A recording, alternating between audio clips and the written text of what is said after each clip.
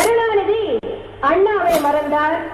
அதனால் அண்ணாவின் இதயத்தனையான புரட்சி தலைவரை 72 இழந்தார்.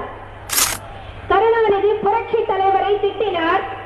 அதனால் 73 கருணாநிதி திண்டுக்கல்லை இழந்தார்.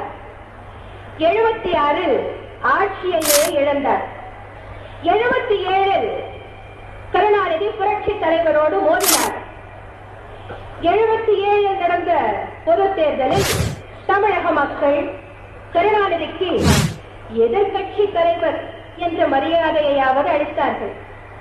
84 நடந்த பொது தேர்தலின் போது கருணாநிதி நமது தெய்வம் புரட்சி தலைவர் அவர்களை பார்த்து தேரையை போலிருக்கிறார், தேரமாட்டார் என்று சொன்னார்.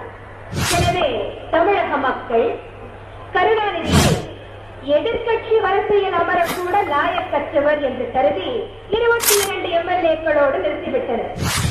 சட்டமன்றத்தில் எதிர்கட்சி தலைவர் இடத்தில் அமரும் தகுதியை கூட கருணாநிதி இழந்தார்.